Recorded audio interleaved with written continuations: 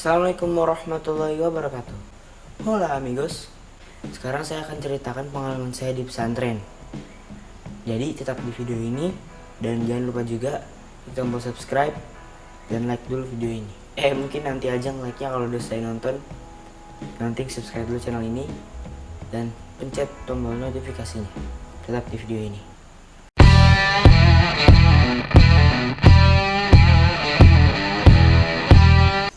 Hola amigos, ketemu lagi dengan saya Ariel di sini. Sekali ini di video ini saya akan menceritakan pengalaman saya di pesantren.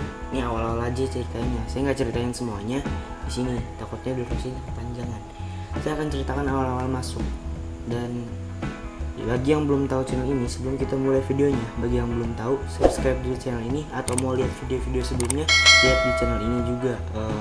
Share juga video ini atau channel ini biar teman-teman kamu tahu channel ini kalau mereka nggak tahu. Kalau menurut kamu channel ini bagus, yang udah share atau subscribe itu kalian udah support, terima kasih banget.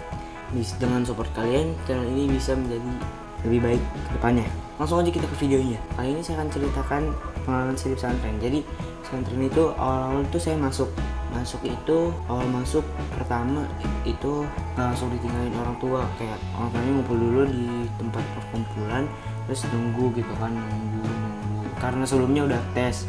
Pertama kan yang dilakukan kan tes, yang pertama survei dulu ke tempatnya, lihat-lihat keliling. Terus beberapa tahun tuh kan saya surveinya kelas 4 atau kelas 5 gitu.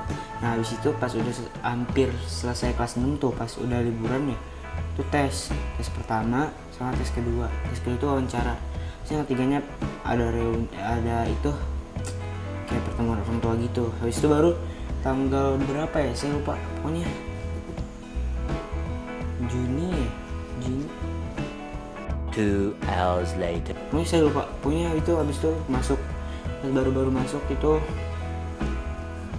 saya pas ditinggalin nggak nangis, mungkin nangis sedikit, bisa berusaha untuk tidak nangis. Habis itu pas orang tua saya udah pergi baru saya nangis, kayak habis itu saya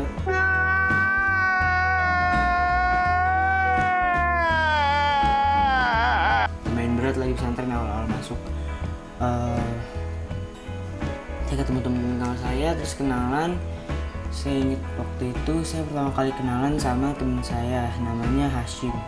Dia pokoknya ngeselin dia, bukan ngeselin ya, gimana ya, ya gitu lah pokoknya. Are you sure about that?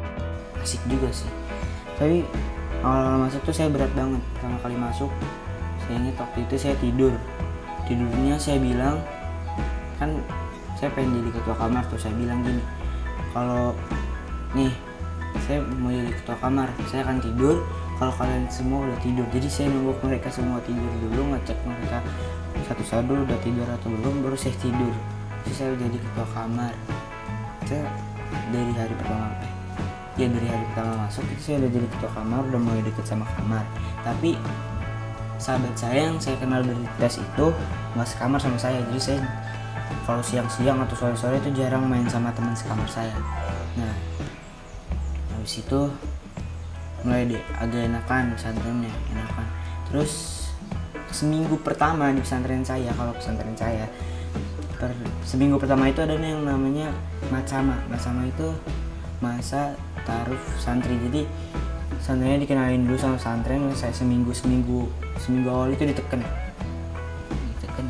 ya nggak sih, ya diteken, pokoknya dilatih sama Anal, dilatih PBB, kedisiplinannya selama seminggu itu. Nah habis itu berat banget. Ada yang mungkin ngerasa kalau berat pengen keluar gara-gara seminggu pertama, padahal sisa darinya itu setelah seminggu itu menurut saya itu enak-enak aja, nggak berat.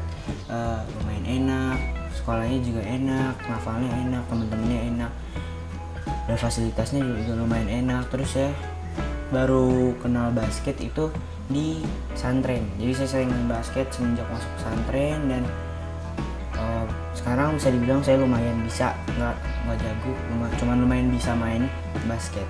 Dulu saya pernah punya bola tapi mainnya nggak ngerti, jadi dia tekun. Dan akhirnya pas saya SMP di pesantren baru saya bisa main basket. Di situ saya ngerasa bahwa ya pesantrennya gini, pesantren. Ya enak nggak enak harus diterima. Tapi saya sih nganggapnya enak karena emang pesantren itu enak bagi saya atau bagi kalian, dan bisa membawa orang tua juga mungkin, atau bisa jadi hafiz Quran. Banyak yang bisa saya lakukan di pesantren. Terus banyak lah hal-hal yang baik.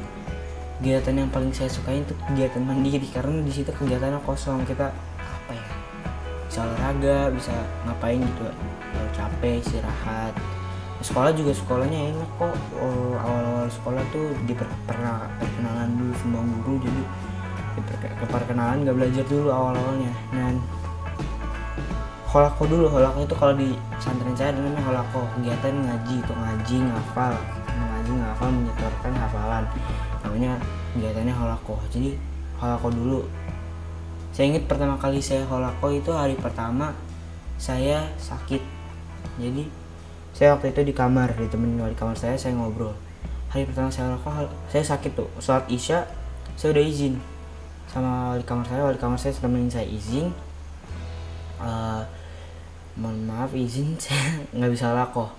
Tapi abis itu wali kamar saya ternyata ke kantor, nggak bisa nemenin saya di kamar lagi, dan saya merasa apa ya, sendiri di asrama yang luas dan gelap itu takut. Jadi ya udah masuk kamar, lihat asrama gelap, takut, pakai lagi gamisnya, langsung pergi lagi holako, nggak jadi izin.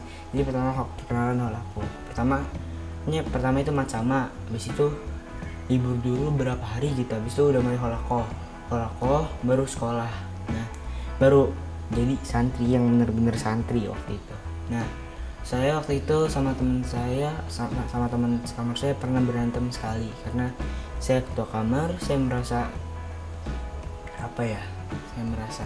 kalau dulu tuh saya nggak ngerti. Jadi awal saya masuk, saya wali kamar tuh bukan merasa bahwa saya mempunyai tanggung jawab, merasa kalau saya derajatnya paling tinggi di kamar.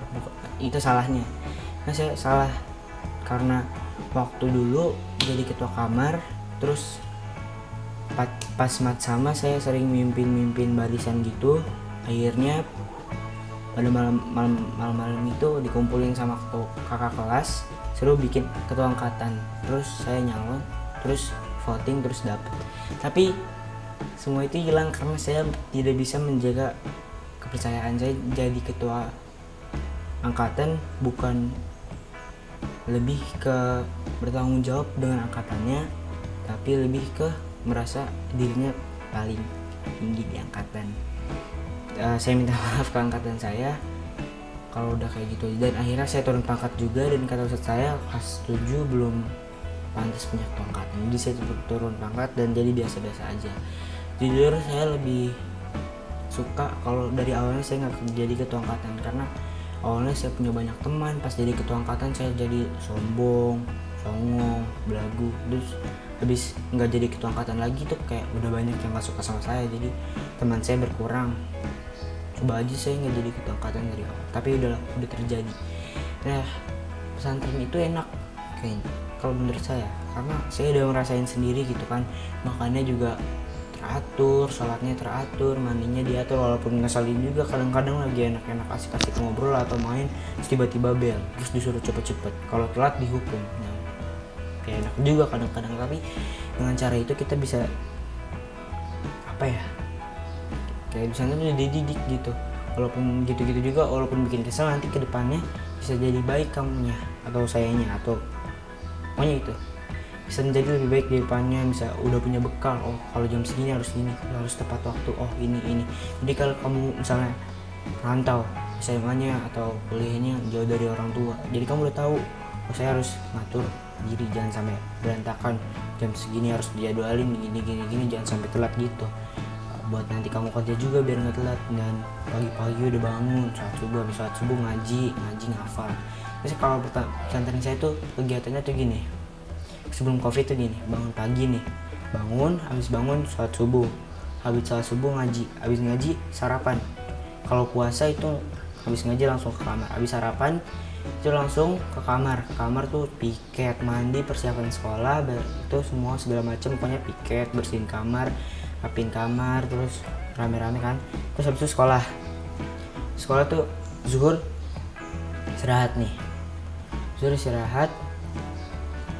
saya enggak, habis dari kamar nggak langsung sekolah, habis dari kamar ke masjid saat duha,